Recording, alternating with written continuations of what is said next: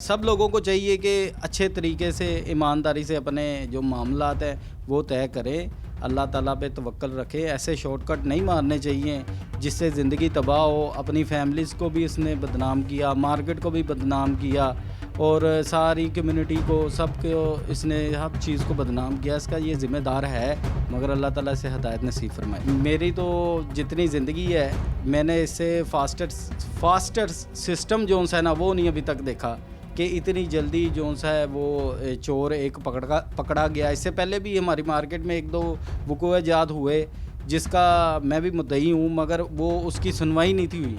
ये मरीम नवाज़ की मेहरबानी है कि इन्होंने ऐसे हकूक़ पुलिस वाले को दिए हैं कि वो अपने इख्तियारात का सही इस्तेमाल किया उन्होंने और उस चोर को बहुत जल्द पकड़ लिया। मैं एक अपनी मार्केट की तरफ से एज़ ए फाइनेंशियल सेक्रेटरी और मैं आप ये के तवस्सुल से सब जो से इस मार्केट में आने वाले कस्टमर्स हैं उनके लिए ये स्पेशल एक पैगाम है कि आप इस मार्केट में आएँ, इस मार्केट में आप कारोबार करें। इधर एक मुनज़्ज़म यूनियन है जिसका आपको किसी भी चीज़ का कोई कंप्लेन होगी वो उसका क्लेम करेंगे आपके साथ।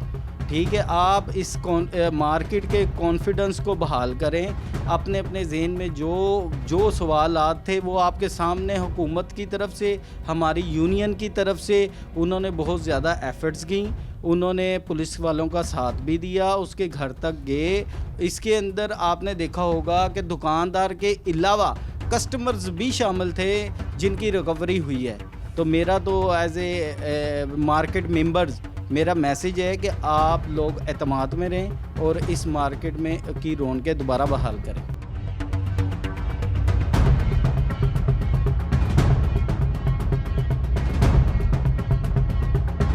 नाज़रीन, पुलिस और ताजरों की तफ्तीश के तमाम पहलू हमने आपके सामने रख दिए, लेकिन इस मामले का एक अहम ज़ाविया कानूनदानों का भी है, जो अक्सर ये कहते हैं कि पुलिस कभी भी मुकम्मल रिकवरी नहीं कर पाती। सवाल ये है कि क्या वाकई पुलिस के लिए मुकम्मल रिकवरी करना मुश्किल है या फिर असल रिकवरी को हासिल करके कब जाहिर किया जाता है। इस बारे में माहिर कानून की राय जानना ज़रूरी है। आइए सुनते हैं कि वो इस हवाले से क्या कहते हैं। साइमा साहबा, ये बताइएगा, जो पुलिस रिकवरी करती है और इस केस में जब हमने देखा कि पुलिस तो ये कहती है कि हमने 50% रिकवरी कर ली है, तो 50% रिकवरी काफ़ी होती है। जिस लोगों का करोड़ों रुपया, लाखों रुपया चला जाए, तो पुलिस तो एक ये दावा करती है। और कभी इन्वेस्टिगेशन पुलिस ने क्या कानून के मुताबिक इनकी ज़िम्मेदारी है 100% रिकवरी करना या 50% रिकवरी करना। और 406 की दफ़ात के तहत जो ये मुलजिम है, बकौल पुलिस के कि ये अरबों रुपए का नहीं करोड़ों रुपए का मामला था। 28 से 30 करोड़ रुपए का ये सोना लेकर फरार हुआ था अपने साथी दुकानदारों का। तो आप इस पे बताइएगा कि रिकवरी 100% करना किस की ज़िम्मेदारी है और रिकवरी होने के बाद सज़ा किस तरह से इसको दिलवाई जाएगी। और जितना बड़ा इसने किया, लोगों के एतमाद को ठेस पहुँचाई, लोगों का जो है वो करोड़ों रुपया लेकर वो फरार हुआ और वो पकड़ा भी गया। बिस्मिल्लाहिर्रहमानिर्रहीम। पहले तो ये जो इंसिडेंट एक हुआ था कुछ अर्सा पहले दिसंबर 2025 में, तो अब देखें कि जैसे आपने कहा कि 50% जो है वो उनकी रिकवरी हो गई है। ये बहुत सारे मैटर्स हम लोग कोर्ट में भी ऑब्ज़र्व करते हैं कि 50% पे समटाइम तो 50% भी नहीं होता, 20 और 30 होता है। और वो हम लोग, एक पुलिस ऑफिसर आ गया, उसका सीनियर आ गया, कोर्ट्स में तो जजेस कॉल कर देते हैं। देखिए, जब हमारा लॉ, एक जो पुलिस ऑर्डर्स हैं, रूल्स हैं, फिर हमारा जो लॉ है पीपीसी का, क्रिमिनल लॉ है, वो उस तरीके से उनको पनिश करता ही नहीं है। हमारा लॉ ही रिलक्टेंट है, तो वो उनको कौन ही कॉल करेगा। वो जब एक 406 की पीपीसी की उस पर लग गई है दफ़ा, तो वो तो कोई उसको पनिशमेंट ही इतनी नहीं होनी, वो तो उसने आराम से उस से निकल जाएगा। एक्चुअली में अब बैक ऑफ द कैमरा बड़ी स्टोरीज होती हैं। हमने तो नहीं देखा कि 50% हुई है या 100% हुई है। 100% तो इन्वेस्टिगेशन में कभी किसी को रिकवर नहीं करते ही नहीं है, रिकवरी नहीं करते ना, रिकवरी होती नहीं है। बड़े अखराजात होते हैं, अपने अखराजात होते हैं। बैक ऑफ द कैमरा मैंने आपको कहा ना कि जो पीछे चीज़ें चल रही होती हैं, तो उनमें ये हमारा जो है पुलिस स्टेशंस के जो इश्यूज़ हैं कि ये यहाँ पर रेड डालने के लिए गाड़ी में पेट्रोल नहीं है, हमारे कूलर में बर्फ़ डालने के लिए भी पैसे नहीं हैं, हमें पेपर प्रिंट करवाने के लिए भी पैसे नहीं हैं, हमारे पास पेंसिल के लिए भी पैसे नहीं हैं। तो इस तरह की भी चीज़ें आ जाती हैं सारी कि उन्होंने जो है वो जो भी विक्टिम है स्पेशली, तो वो पहले तो उनका जो फ्रॉड हो गया।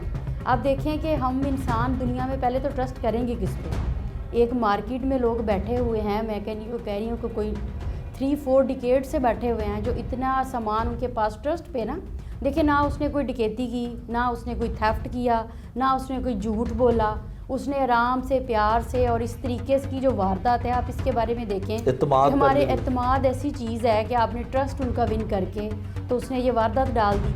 अब अगर पुलिस रिकवरी कर रही है तो पुलिस लेके जाए, तो जुडिशरी जो है वो स्ट्रिक्ट कॉल करे, इनको इन्वॉल्व करवाए, तो एक इन्वेस्टिगेशन पुलिस जाए और FIA में मेरा ख्याल है ये जाना चाहिए मैटर, ताकि FIA या अपर डिपार्टमेंट्स इसकी इन्वेस्टिगेशन करें, तो देन ही जो है मे बी 100% रिकवरी हो जाए। उसी के पास होगा जब वो लेके गया है, और वो इस बात पे रिफ्यूज़ भी नहीं कर रहा ना, उसकी कोई ऐसी स्टेटमेंट नहीं आई कि मैं नहीं लेके गया या मुझे इन्होंने नहीं दिया। नहीं, वो माना है, रिकवर हुआ है। रिकवर हुआ है, वो 100% मान रहा है। अगर वो 50% मान रहा है तो डेफिनेटली अगर 10 लोगों की FIR ठीक है तो फिर 20 और मल्टीपल FIR भी ठीक है। बिल्कुल ठीक है। अच्छा, ये बताइएगा कि कानून के मुताबिक इन्वेस्टिगेशन पुलिस की असल मकसद तो इन्वेस्टिगेशन पुलिस का है वो कि इन्वेस्टिगेशन पर बहुत सारे अदालतों में ऐसे केसेस जाते हैं जो प्रोसिक्यूशन जो है वो बड़ी मुश्किल से उसमें किसी मुलजिम को सज़ा दिलवाने में कामयाब होते हैं, लेकिन इन्वेस्टिगेशन सीनियर ऑफिसर्स जो है वो ये कहते हैं कि हमने तो इंसाफ का बड़ा बोलबाला कर दिया। आप अदालतों में देखती हैं,